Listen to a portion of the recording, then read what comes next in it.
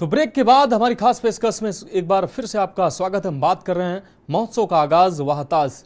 आगरा की कला संस्कृति और विरासत को संजोए रखने और पर्यटन को बढ़ाने का मुख्य उद्देश्य है ताज महोत्सव का आयोजन।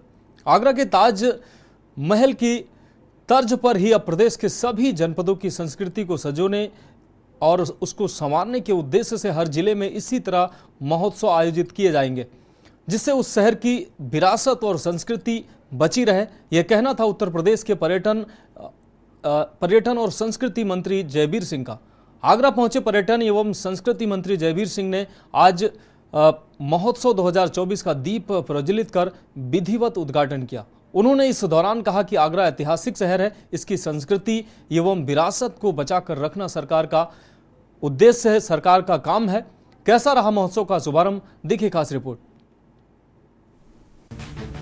उत्तर प्रदेश के पर्यटन एवं सांस्कृतिक मंत्री जयवीर सिंह ने कहा कि उसे जिले की लोकसभा एवं विधानसभा के जनप्रतिनिधियों का दायित्व है कि वह सरकार की योजनाओं के साथ साथ उसे जिले की संस्कृति धरोहर को आने वाली पीढ़ी तक पहुंचाए।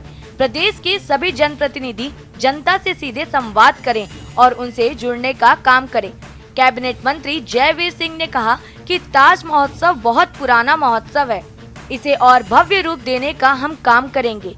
आगरा और पूरे ब्रिज क्षेत्र के विकास के लिए मुख्यमंत्री योगी आदित्यनाथ की सरकार दृढ़ संकल्पित है। हम आप सभी को विश्वास दिलाते हैं कि यहाँ के विकास में कोई कोर कसर नहीं छोड़ेंगे। देखिए, आज आगरा ताज महोत्सव का शुभारंभ हुआ है। इस पवित्र मौके पर आपको, आगरा वासियों को, समस्त प्रदेश वासियों को, चूँकि आगरा का ताज विश्व में धरोहर के रूप में 7वां आश्चर्य है, देश दुनिया के सभी लोगों को इस पवित्र अवसर पर बहुत बहुत बधाई। हम और हमारी बड़ी बहन आदरणीय बेबी रानी मौर्य जी, माननीय उत्तर प्रदेश सरकार के द्वारा इस कार्यक्रम में आज भागीदारी की जा रही है। और हम लोगों का प्रयास है कि प्रदेश सरकार के द्वारा प्रदेश के हर जिले का एक महोत्सव के रूप में निरंतरता के साथ उस जिले की उपलब्धियां, उस जिले की संस्कृति, उस जिले का तमाम विकास की योजनाएं जो सरकार के द्वारा की जाती है, उनको जनता तक रूबरू कराने का अवसर मिले। यह ऐतिहासिक रूप से जनता इससे जुड़े और खास रूप से अगली पीढ़ी तक अपने इतिहास को, अपनी विरासत को, अपनी संस्कृति को पहुंचाने के संकल्प को पूरा कर सके, इसके लिए निरंतरता के साथ कार्यक्रम हो रहे हैं। और आगरा महोत्सव का कार्यक्रम मैं समझता हूँ बहुत पुराना कार्यक्रम है, जिसको निरंतरता और विकास और नई समृद्ध करने की जरूरत है, जिसमें हम लोग प्रयास करेंगे। और हम आपको भरोसा दिलाते हैं कि ब्रज क्षेत्र के संपूर्ण विकास के लिए हमारी प्रदेश सरकार आदरणीय योगी जी के नेतृत्व में पूरी तरह संकल्पित है। और उसके विकास के लिए हम गोकुल, वृंदावन, मथुरा, आगरा से बटेश्वर और रपड़ी तक कनेक्ट करके जल यमुना जी के माध्यम से जल मार्ग से जोड़ने का भी प्रयास कर रहे हैं।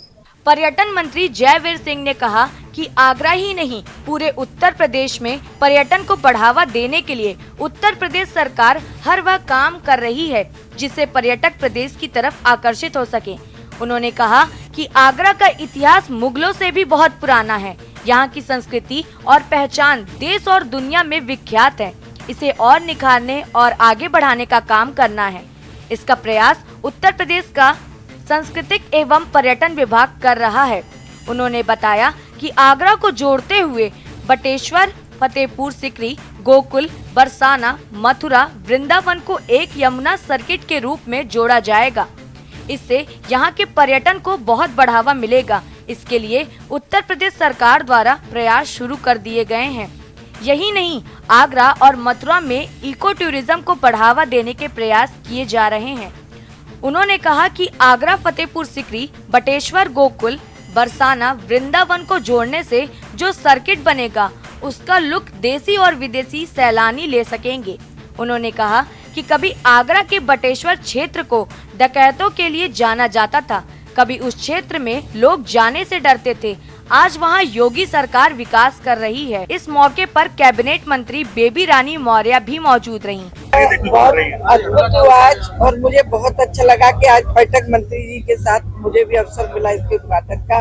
लगभग 32वां आज ये है हमारा ताज महोत्सव। इसका हम लोग बेसब्री से इंतजार करते थे पूरे साल, ये ताज महोत्सव लगेगा।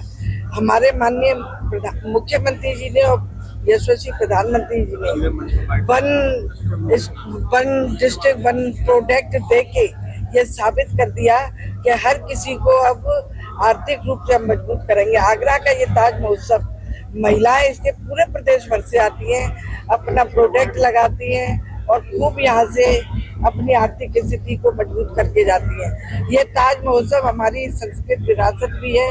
ये लगभग 10 दिन तक चलता है और ब्रज की, अवध की, हमारे जो भी संस्कृतियाँ हैं, जो भी लोकगीत है, जो भी गाने भजन होते हैं, उन सब का भी प्रसारण होता है। और पूरे आगरा वासियों को, पूरे उत्तर प्रदेश के अलावा कश्मीर तक के लिए, साउथ से दक्षिण तक के लिए, वहाँ के व्यंजन, वहाँ के वस्त्र, वहाँ की जो भी अच्छी चीजें हैं वो यहाँ उन्हें एक ही स्थान पर मिल जाती हैं। कैबिनेट मंत्री बेबी रानी मौर्य ने बताया कि आगरा एक कंपनी पुरानी विरासत रही है, जिसे संवारने, संरक्षित करने, संवर्धन करने का काम किया जा रहा है। इसे बहुत आगे ले जाने का काम करना है, जिससे आगरा की संस्कृति, आगरा की विरासत, आगरा का रहन सहन और आगरा की परंपराएं देश और दुनिया के सामने एक प्रस्तुत हो सके। इसके लिए उत्तर प्रदेश सरकार लगातार प्रयास कर रही है और आगे तक करती रहेगी। उन्होंने सरकार द्वारा ताज महोत्सव पर कम फंडिंग देने के प्रश्न का जवाब देते हुए कहा कि बार भी हमने ताजा महोत्सव के लिए 35 लाख रुपए की फंडिंग दी है। उन्होंने कहा कि हमारा प्रयास है कि किसी भी तरीके से ताज महोत्सव को भव्य रूप दिया जाए।